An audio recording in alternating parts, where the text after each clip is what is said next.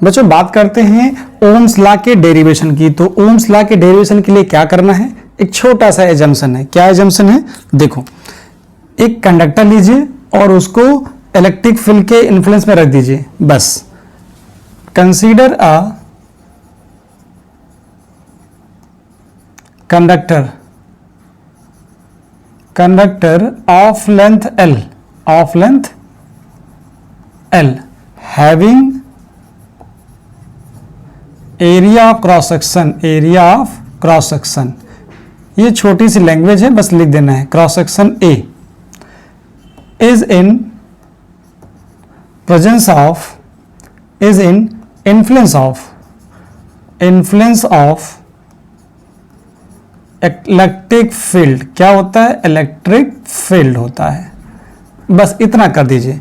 कोई भी कंडक्टर है जो एल लेंथ का है, एरिया क्रॉस सेक्शन का है, इलेक्ट्रिक फील्ड के इन्फ्लुएंस में रखा हुआ है, देन ड्रिफ्ट वेलोसिटी क्या होगी, ड्रिफ्ट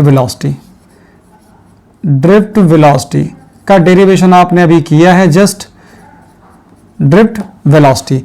अब ड्रिफ्ट वेलोसिटी को हम सिर्फ मैग्नीट्यूड के टर्म में लिखेंगे। किसमें लिखेंगे, मैग्नीट्यूड में, वेक्टर फॉर्म में लिखेंगे। अगर लिखना है तो आप लिख लीजिए Vd इज इक्वल टू होता है minus E tau by M होता है।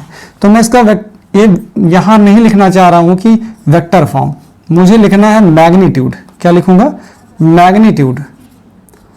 Magnitude of Vd vector. क्या आ जाएगा, Vd, तो यहां से आ जाएगा Vd is equal to E tau by M आ जाएगा।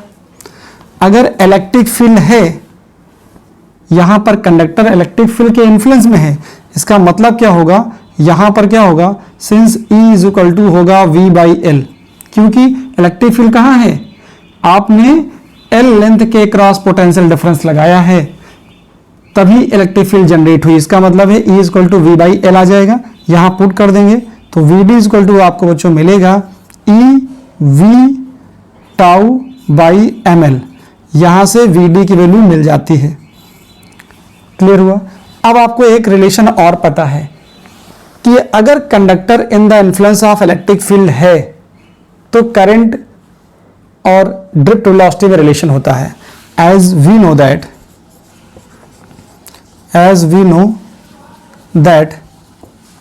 क्या होता है, electric current I is equal to होता है NEA VD होता है। VD की वैल्यू यहां पुट कर दीजिए, फ्रॉम 1 and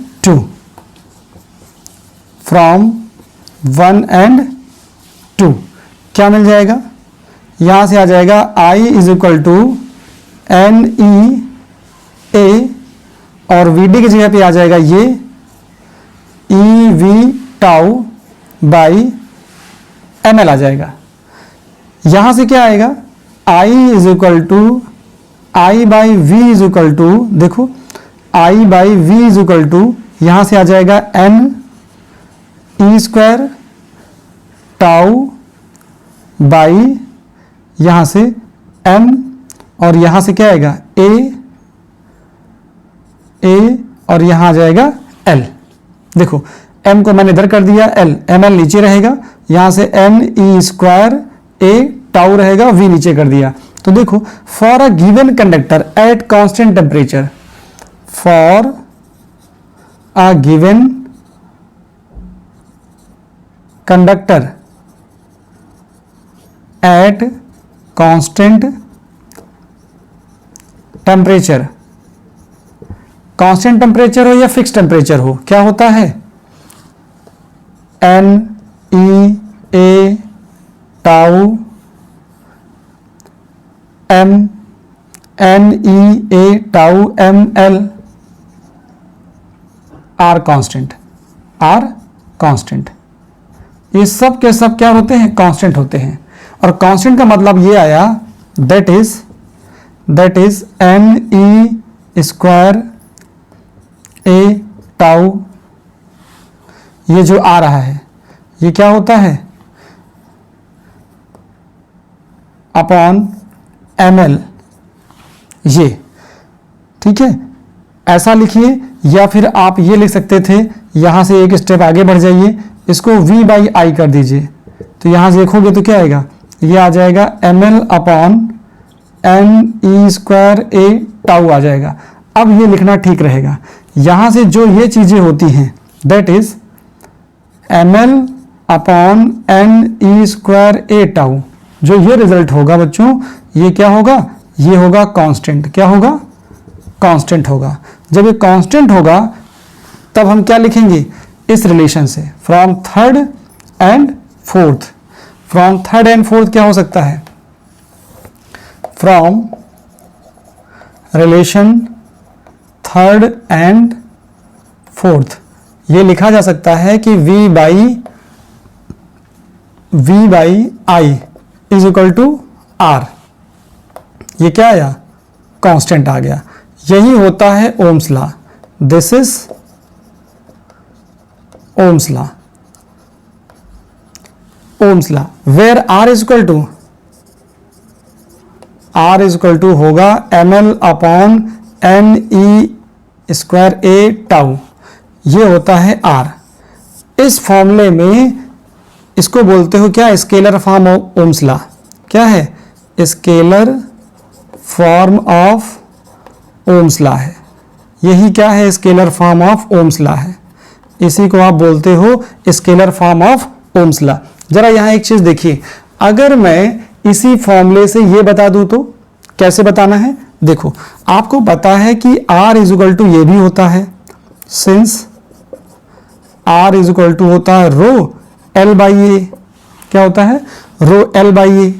तो जरा देखो यहां से L बाई ए हटा दीजिए तो रो की वैल्यू क्या आएगी, हेंस इन दोनों को कंपेयर कर लीजिए तो रो की वैल्यू क्या आएगी, रो की वैल्यू आ जाएगी m upon N E square tau.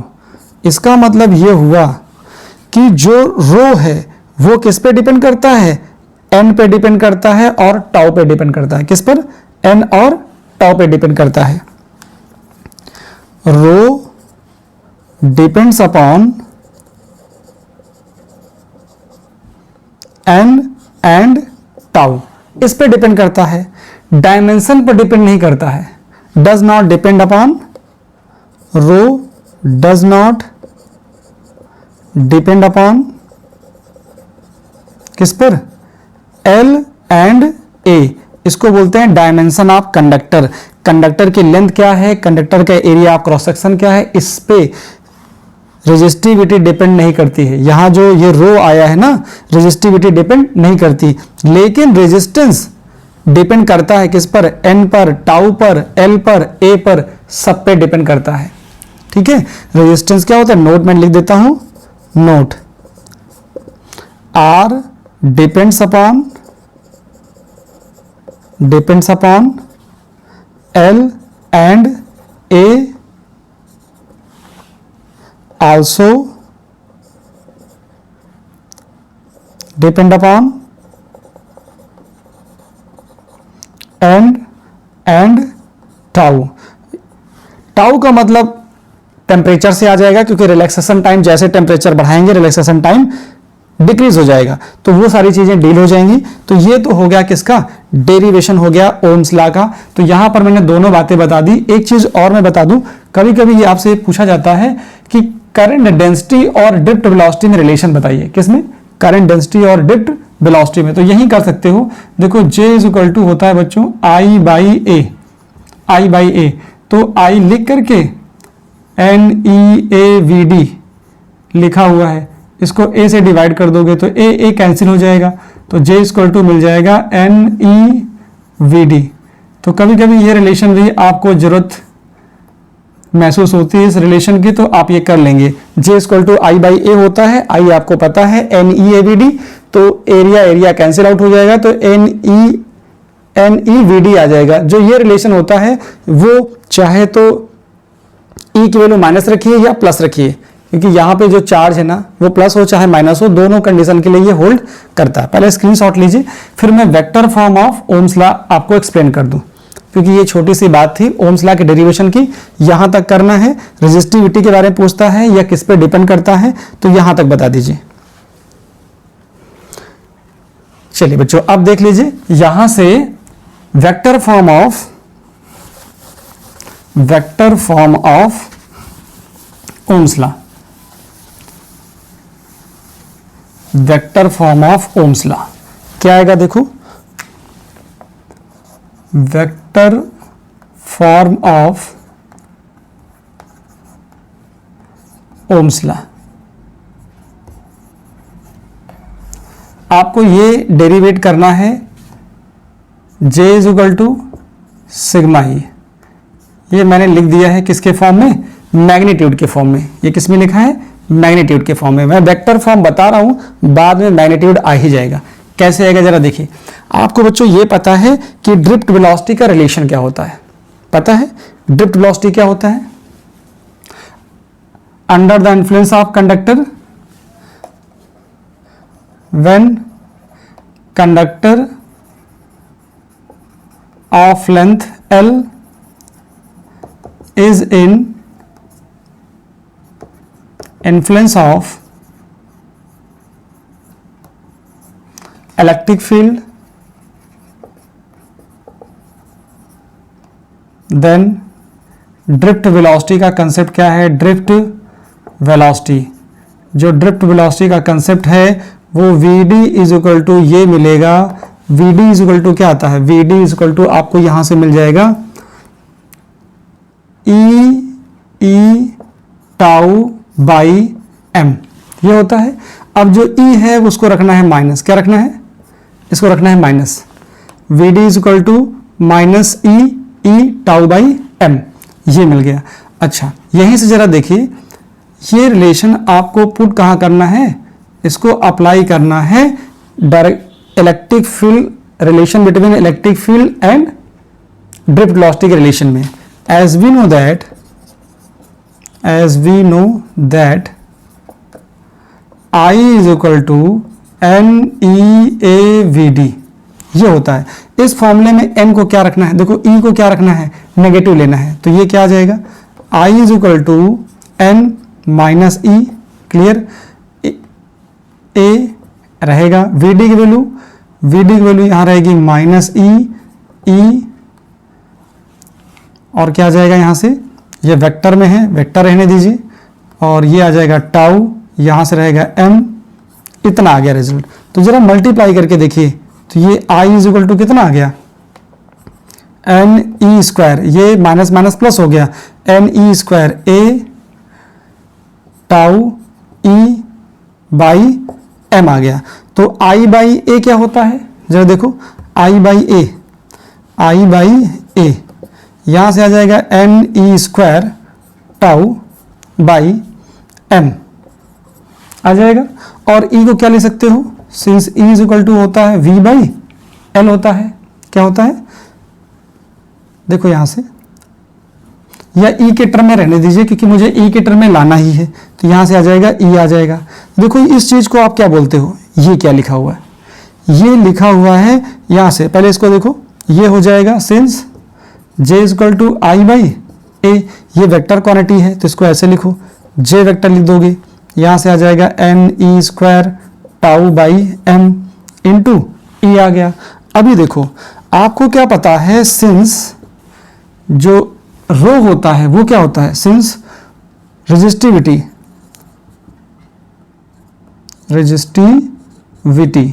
Row is equal to होता है m upon NE square tau, ठीक है। अब रेजिस्टिविटी का उल्टा कर दीजिए तो कंडक्टिविटी क्या होती है? एंड कंडक्टिविटी क्या होता है? ये सिग्मा होता है, 1 अपॉन रो होता है। 1 अपॉन रो करेंगे तो क्या आ जाएगा? ये आ जाएगा NE square tau by m आ जाएगा। तो जरा ये जो लिखा हुआ, ये क्या लिखा हुआ है? ये लिखा है बच्चों सिग्मा, और यहां लिखा जाएगा E। तो ये देखो वेक्टर फॉर्म आ गया। क्या आ गया? वेक्टर फॉर्म जो यहां लिखा है, यही वेक्टर फॉर्म है ओम्स लॉ का। और इसी को अगर स्केलर, इसी को अगर मैग्नीट्यूड में लिखूंगा, या तो ऐसे लिखा जा सकता है J is equal to sigma E, J is equal to sigma E, आप ऐसा भी लिख सकते हो। This is vector form of Ohm's law. यहाँ तक बच्चों आपको करना है। तो यहाँ बहुत सारे मैंने रिलेशन आपको एक्सप्लेन कर दिए हैं। वीना का रिलेशन आ गया, ओम्स लॉ का डेरिवेशन आ गया, और यहाँ पे करंट डेंसिटी और ड्रिफ्ट वेलोसिटी में रिलेशन आ गया, रेजिस्टिविटी आ गई, और ओम्स लॉ का वेक्टर फॉर्म भी मिल गया आपको, और स्केलर फॉर्म भी मिल गया। तो बहुत सारे टर्म आपको समझ में आने लगे। यहां से एक चीज और भी कह सकते हो कि कंडक्टिविटी क्या होती है, रेसिप्रोकल ऑफ रेजिस्टिविटी होती है। बस सिंपल सा, अगर रेजिस्टिविटी का आपको यूनिट पता रहेगा तो कंडक्टिविटी आप बता पाएंगे। आने वाले लेक्चर में बहुत सारी चीजें हम लोग डिस्कस करेंगे। तो आज के लिए बच्चों बस इतना ही।